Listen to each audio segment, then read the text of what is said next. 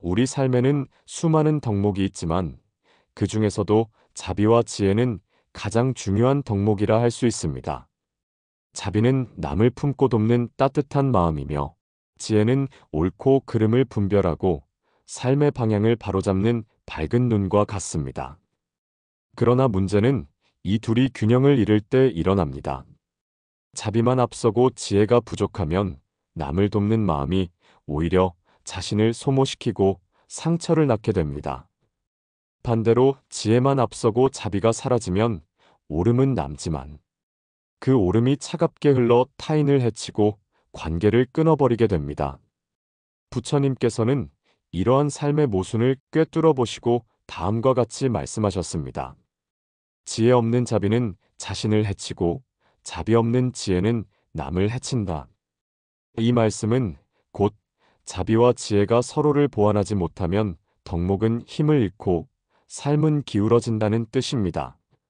자비는 지혜로 인도받아야 하고 지혜는 자비로 머물러야 합니다. 두 덕목이 하나로 어우러질 때 우리는 자신을 지키면서도 타인에게 이로움을 전하는 길을 걸을 수 있습니다. 오늘 진리의 정원에서는 부처님의 말씀을 통해 자비와 지혜가 어떻게 조화를 이루어야 하는지 함께 살펴보겠습니다.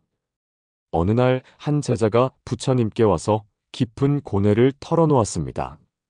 세존이시여, 저는 남을 돕고자 하는 마음이 커서 자비를 베풀려 애써 왔습니다. 하지만 되돌아오는 것은 감사가 아니라 더 큰 요구와 불평이었습니다. 때로는 그들이 제 마음을 짓밟고 떠나가기도 했습니다. 그럴수록 저는 더욱 지치고 상처받습니다. 자비는 선한 것이라 배웠는데 왜 저에게는 고통만이 따르는 것입니까? 부처님께서는 잠시 눈을 감으신 뒤 제자에게 조용히 말씀하셨습니다. 자비는 참으로 귀한 마음이지만 지혜와 함께하지 않으면 그대 자신을 해치는 칼날이 될 수 있다. 이는 마치 깊은 바다에 배를 띄우고도 노를 젓지 않는 것과 같구나. 노가 없는 배는 물살에 휩쓸려 암초에 부딪히고 결국은 가라앉게 된다. 자비만 있고 지혜가 없는 삶이 바로 그러하다. 제자는 고개를 숙이며 한숨을 내쉬었습니다. 그렇다면 저는 자비를 멀리하고 오직 지혜와 이성만 따라야 하는 것입니까? 차갑더라도 오름을 붙드는 편이 낫지 않겠습니까? 부처님께서는 고개를 저으시며 말씀하셨습니다. 지혜만 좇는 사람은 오름을 분별하되 그 마음이 냉랭하여 남을 품지 못한다. 지혜만 있고 자비가 없는 말은 칼날과 같아서 사실을 말하더라도 듣는 이의 가슴을 깊이 베어버린다. 지혜는 남의 잘못을 꿰뚫어 보게 하나 자비가 없으면 그 꿰뚫는 눈이 남을 살리는 대신 해치는 무기가 된다. 부처님께서는 이어서 두 가지의 비유를 들어 설명하셨습니다. 자비는 불빛과 같고 지혜는 그 불을 담는 등불과 같다. 불빛만 있으면 사방으로 흩어져 어둠을 밝히지 못하고 등불만 있으면 빛이 없어 아무것도 볼 수 없다. 그러나 빛과 등불이 함께할 때 어둠을 몰아내고 길을 비추게 된다. 또 자비는 뿌리와 같고 지혜는 줄기와 같으니라. 뿌리만 있으면 위로 뻗지 못하고 줄기만 있으면 곧 쓰러지게 된다. 두 가지가 함께할 때 나무는 꽃을 피우고 열매를 맺는 법이다. 제자는 깊이 감동하며 다시 여쭈었습니다. 세존이시여, 그렇다면 자비와 지혜가 하나가 된다는 것은 구체적으로 어떤 삶을 말합니까? 부처님께서는 부드럽게 미소 지으시며 이렇게 정리하셨습니다. 자비는 남을 향하고 지혜는 자신을 향한다. 그러나 둘은 둘이 아니고 하나이니라. 자비는 지혜의 등불로 길을 찾고 지혜는 자비의 향기로 머문다. 이 두 덕목이 함께할 때 그대는 자신을 잃지 않으면서도 남을 살리고 남을 살리면서도 자신을 해치지 않는 길을 걷게 될 것이다. 제자는 잠시 생각에 잠기더니 다시 고개를 들어 물었습니다. 세존이시여, 그러나 제 마음은 여전히 혼란스럽습니다. 제가 자비를 베풀 때 어디까지가 바른 경계인지, 또 지혜를 행할 때 어떻게 하면 차갑지 않을 수 있는지 잘 모르겠습니다. 어떻게 그 균형을 잡을 수 있습니까? 부처님께서는 고요히 미소를 지으시며 이렇게 답하셨습니다. 그대가 자비를 행할 때는 스스로에게 먼저 물어야 한다. 이 행위가 진정 상대를 돕는가?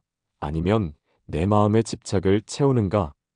만약 내 집착에서 비롯된 자비라면 그것은 자비가 아니라 미혹이니라. 또 그대가 지혜를 행할 때는 다시 물어야 한다. 이 말과 행동이 진리를 드러내되 상대의 마음을 살리는가? 아니면 꺾어버리는가? 또 상대를 꺾는 지혜는 칼날이지만 살리는 지혜는 약이 된다. 제자는 고개를 끄덕이며 조심스럽게 또다시 물었습니다. 세존이시여, 저는 여전히 남이 원망하거나 오해할까 두렵습니다. 혹시 자비를 거두거나 지혜를 절제하면 남들이 저를 냉정하거나 무정하다고 여기지 않을까요? 부처님께서는 나지막한 목소리로 대답하셨습니다.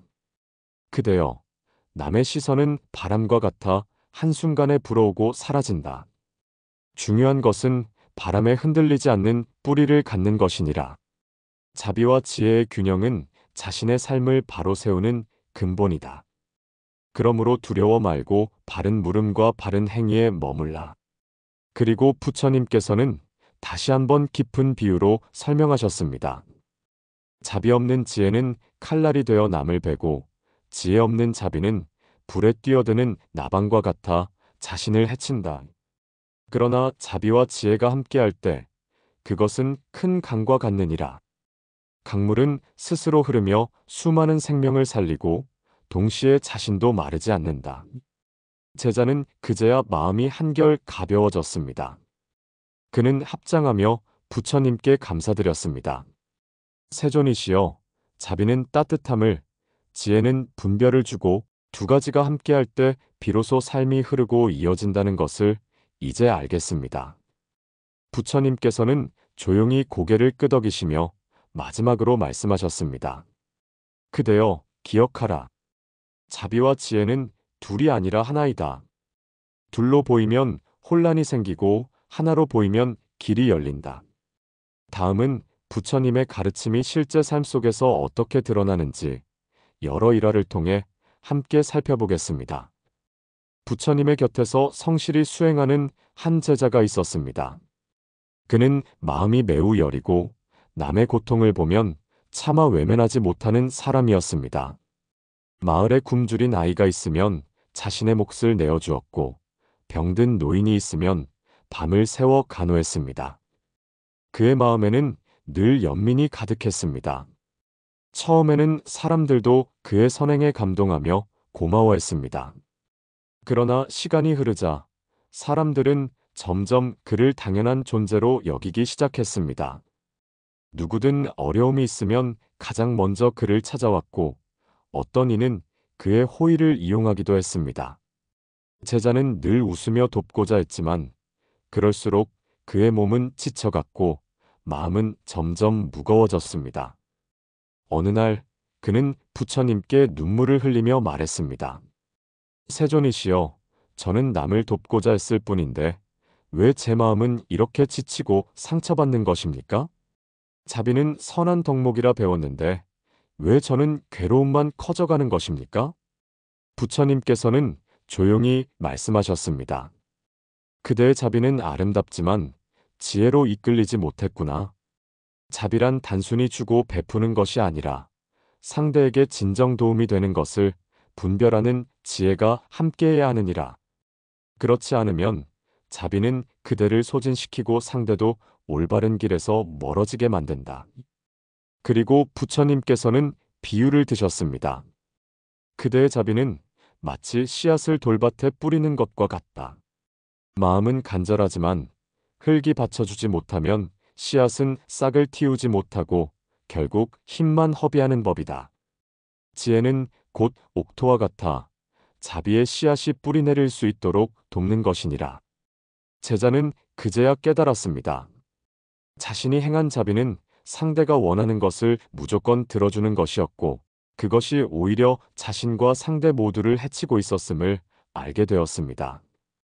부처님은 마지막으로 이렇게 말씀하셨습니다. 지혜 없는 자비는 자신을 해치고 자비 없는 지혜는 남을 해친다. 그러므로 참된 자비란 지혜 위에서 행해지고 참된 지혜란 자비 속에서 머무는 것이다. 그대가 이제는 자신을 지키면서도 남을 이롭게 하는 자비를 배워야 할 때이다. 그날 이후 제자는 자비를 멈춘 것이 아니라 지혜로 분별하여 행하는 자비를 배우기 시작했습니다. 때로는 도움을 거절하는 것도 자비의 한 모습임을 알게 되었고, 상대가 스스로 설 수 있도록 지켜보는 것 또한 깊은 자비임을 깨달았습니다. 부처님 곁에는 또 다른 수행자가 있었습니다. 그는 늘 경전을 공부하고 사리분별에 뛰어났으며 진리의 이치를 날카롭게 꿰뚫는 사람이었습니다. 남들이 잘못을 저지르면 그 즉시 지적했고 규율을 어기면 단호히 꾸짖었습니다.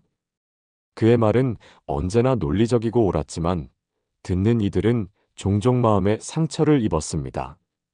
사람들은 점점 그를 피하기 시작했고 결국 그는 혼자 남게 되었고 아무리 옳은 말을 해도 귀 기울이는 사람이 사라지게 되었습니다. 그는 혼란스러운 마음으로 부처님을 찾아와 여쭈었습니다. 세존이시여, 저는 언제나 옳은 말만 했습니다. 진리에서 벗어난 적도 없습니다. 그런데 왜 사람들은 저를 멀리하는 것일까요? 부처님께서는 그를 바라보며 말씀하셨습니다. 그대의 지혜는 빛이 있으나 자비의 따뜻한 바람이 함께하지 못하였구나. 바람 없는 불은 꺼지고 따뜻함 없는 지혜는 칼날이 된다. 옳음을 말하더라도 자비가 없다면 그 옳음은 남을 살리지 못하고 오히려 남의 마음을 다치게 한다. 그리고 부처님께서는 비유로 설명하셨습니다. 지혜 없는 자비는 어리석음으로 흐르고 자비 없는 지혜는 독선으로 흐른다. 의는 마치 약재만 가득하고 물이 없는 약탕기와 같다. 아무리 귀한 약초가 있어도 물이 없으면 달일 수 없듯 지혜가 아무리 많아도 자비가 없다면 그 약은 쓰이지 못한다. 수행자는 깊은 충격을 받았습니다. 자신은 늘 옳음을 말했지만 상대의 마음에 다가가지 못했다는 것을 깨달았습니다. 그는 눈물을 머금고 고개를 숙이며 말했습니다. 세존이시여, 이제 알겠습니다. 제가 가진 지혜는 빛이었으나 그 빛은 너무 차가워 아무도 그 곁에 머물 수 없었습니다. 부처님께서는 자비로운 목소리로 마무리하셨습니다. 지혜는 방향을 밝혀주지만 자비는 그 길을 걸을 힘을 준다. 자비 없는 지혜는 스스로 고립되고 지혜 없는 자비는 스스로 무너진다. 두 덕목은 둘이 아니고 하나이니라. 그러므로 지혜를 말할 때 자비로 감싸고 자비를 베풀 때 지혜로 이끌라. 그날 이후 수행자는 옳음을 말하기 전에 먼저 상대의 마음을 헤아리고 자비의 따뜻함으로 말하기 시작했습니다. 그제야 그의 말은 칼날이 아니라 등불이 되어 많은 이들의 길을 밝히게 되었습니다. 한 제자가 있었습니다. 그는 새벽이면 일찍 일어나 명상에 잠기고 낮에는 부처님의 말씀을 듣고 경전을 외우며 살았습니다. 그러나 어느 날 그의 어머니가 병에 걸려 자리에 눕게 되었습니다. 제자는 큰 갈등에 빠졌습니다. 나는 수행자로서 깨달음을 향해 나아가야 하는가? 아니면 어머니를 돌보아야 하는가? 그는 결국 어머니를 돌보기로 마음먹었습니다.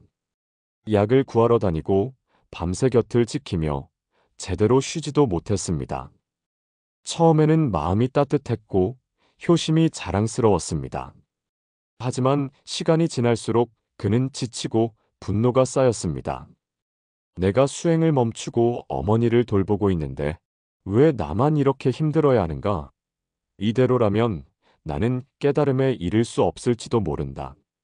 그는 답답한 마음을 안고 부처님께 찾아가 눈물을 흘리며 말했습니다. 세존이시여, 저는 어머니를 간호하는 것이 효행이라 생각했지만 이제는 괴로움만 남습니다. 수행도 못하고 마음은 점점 어두워집니다. 저는 잘못된 선택을 한 것입니까? 부처님께서는 제자를 따뜻하게 바라보며 말씀하셨습니다. 그대의 행위는 잘못되지 않았다. 부모를 돌보는 것은 가장 큰 자비요, 깊은 수행이니라. 그러나 지금 그대는 자비만을 행하고 지혜로 살피지 못하고 있구나. 지혜 없는 자비는 자신을 해치는 불균형이 된다. 자신을 돌보지 못한 채 남만 돌보면 그 자비는 오래가지 못한다. 그리고 부처님은 비유로 말씀하셨습니다.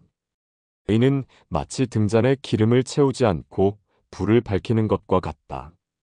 처음에는 불빛이 환하나 기름이 닿으면 등잔은 꺼지고 만다. 그대가 기름을 채우지 않고 불만 밝히려 하니 결국 자신도 어머니도 잃게 되는 것이다. 제자는 그제야 깨달았습니다.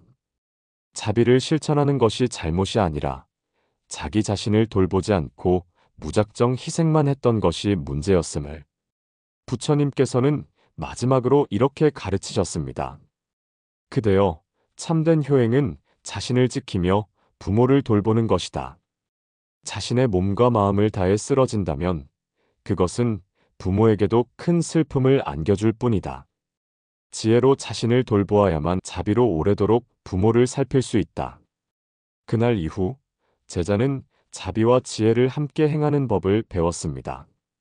그는 어머니를 돌보되 스스로의 수행도 게을리하지 않았습니다.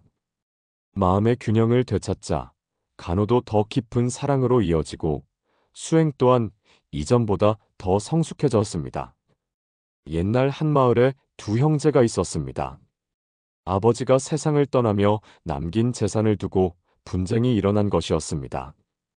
형은 늘 양보를 미덕으로 여기는 사람이었습니다.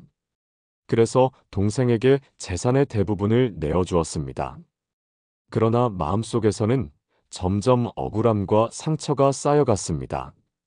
나는 늘 양보했는데 왜 동생은 나를 배려하지 않는가? 나의 자비는 왜 이렇게 무시당하는가? 반대로 동생은 계산에 밝고 이익에 철저한 사람이었습니다. 그는 형이 양보하면 곧바로 그것을 당연하게 받아들였고 조금이라도 손해를 보면 곧바로 분노했습니다. 결국 두 사람 사이에는 깊은 골이 생겼습니다. 한쪽은 지혜 없는 자비로 스스로 상처 입고 다른 한쪽은 자비 없는 지혜로 형제를 해쳤던 것입니다. 이 소식을 들은 부처님께서는 두 형제를 부르신 후 먼저 첫째 아들에게 말씀하셨습니다. 그대의 자비는 귀하지만 지혜로 이끌리지 못하였구나. 자비가 분별을 잃으면 그대 마음은 원망으로 무너진다. 참된 자비는 옳고 그름을 살피면서 행해야 오래 남는다. 그리고 둘째에게는 이렇게 말씀하셨습니다. 그대의 지혜는 분명하지만 자비로 머물지 못하였구나. 지혜가 자비를 잃으면 그대의 옳음은 칼이 되어 우애를 끊는다. 참된 지혜는 남을 해치지 않고 함께 살아가는 길을 여는 것이다. 부처님께서는 두 사람을 함께 바라보며 비유를 들어 설명하셨습니다. 자비 없는 지혜는 날 선 칼과 같고 지혜 없는 자비는 바람 빠진 배와 같다. 칼은 베어내기만 하고 바람 빠진 배는 나아가지 못한다. 그러나 자비와 지혜가 함께할 때 그것은 날개가 되어 두 사람을 같은 하늘로 이끄는 법이다. 형제들은 그제야 서로의 잘못을 깨달았습니다. 형은 자비라 이름 붙였지만 사실은 스스로를 잃고 있었음을 알았고 동생은 지혜라 믿었지만 사실은 욕심과 집착에 불과했음을 알았습니다. 부처님께서는 마지막으로 이렇게 말씀하셨습니다. 사람은 누구나 자비와 지혜 중 한쪽으로 기울기 쉽다. 그러나 기울어진 덕목은 결국 자신을 해치고 남을 해친다. 자비와 지혜가 균형을 이루어야 그대들은 서로에게 진정한 가족이 된다. 그날 이후 두 형제는 더 이상 재산을 두고 다투지 않았습니다. 형은 무분별한 양보 대신 지혜로운 나눔을 배웠고 동생은 냉정한 계산 대신 자비로운 마음을 배우게 되었습니다. 그들의 관계는 다시 회복되어 마을 사람들에게 큰 가르침이 되었습니다. 한 마을에 큰 재산을 가진 부자가 있었습니다. 그는 마음이 넉넉하여 어려운 이웃을 보면 망설임 없이 도와주었고, 길에서 만난 거린에게도 곧바로 돈과 곡식을 내어주었습니다. 마을 사람들은 처음에는 그의 선행을 칭송하며 참으로 자비로운 분이다라고 칭찬했습니다. 그러나 시간이 흐르자 상황은 달라졌습니다. 사람들은 그의 자비를 고마움으로 받기보다 당연한 권리처럼 여기기 시작했습니다. 어떤 이는 일하지 않고도 부자의 재물을 얻으려 했고, 또 어떤 이는 더 많은 것을 얻기 위해 거짓 사정을 꾸며내기도 했습니다. 부자는 남을 돕고 있다는 뿌듯함에 처음에는 개의치 않았습니다. 그러나 차츰 그의 재산은 줄어들었고 가족들과 사이가 나빠지기까지 했습니다. 그는 혼란과 괴로움에 빠져 부처님을 찾아가 하소연했습니다. 세존이시여, 저는 자비를 실천했다고 믿었는데 제 삶은 점점 무너져가고 있습니다. 부처님께서는 부자의 마음을 헤아리며 조용히 말씀하셨습니다. 그대의 자비는 참으로 귀하나 지혜로 이끌리지 못했구나. 참된 자비란 상대를 돕되 그가 스스로 일어설 수 있게 하는 것이니라. 그러나 그대의 자비는 상대의 게으름을 돕고 거짓을 잘하게 하였다. 지혜 없는 자비는 그대 자신을 해칠 뿐 아니라 상대 또한 바른 길에서 멀어지게 하는 법이다.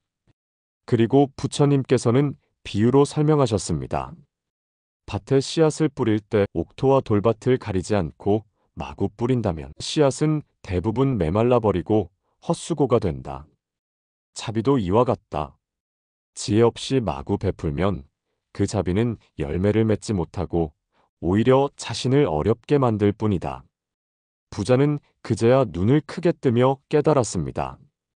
세존이시여, 저는 자비를 베푼 것이 아니라 스스로 만족을 얻으려 무분별하게 베풀었던 것입니다. 제 행위가 진정 상대를 돕는 길이 아니었음을 이제 알겠습니다. 부처님께서는 미소를 지으며 마무리하셨습니다. 그렇다. 참된 자비는 지혜 위에서 행해져야 한다. 지혜 없는 자비는 씨앗 없는 꽃과 같아 금세 시들고 만다. 그러나 지혜와 함께하는 자비는 뿌리를 내려 꽃을 피우고 오래도록 열매를 맺는다. 그날 이후 부자는 베품을 멈춘 것이 아니라 지혜로운 자비를 배우기 시작했습니다. 그는 무조건 주기보다 상대가 스스로 일어서도록 도왔고, 자비가 상대의 성장을 이끄는 힘이 되게 했습니다. 그 결과 그의 재산은 다시 마을을 이롭게 했고, 사람들 역시 자비의 진정한 뜻을 배울 수 있었습니다. 이처럼 여러 일화를 통해 알 수 있듯 자비만 있어도, 지혜만 있어도 삶은 기울어집니다. 그러나 자비와 지혜가 균형을 이룰 때 우리는 자신을 지키면서도 남을 살리고 남을 돕는 가운데 스스로를 잃지 않는 삶을 살아갈 수 있습니다. 그것이 곧 부처님께서 가르쳐 주신 바른 수행의 길입니다. 오늘 부처님의 말씀은 여기까지입니다. 구독과 좋아요로 함께 해주시면 부처님의 지혜를 전하는데 큰 힘이 됩니다.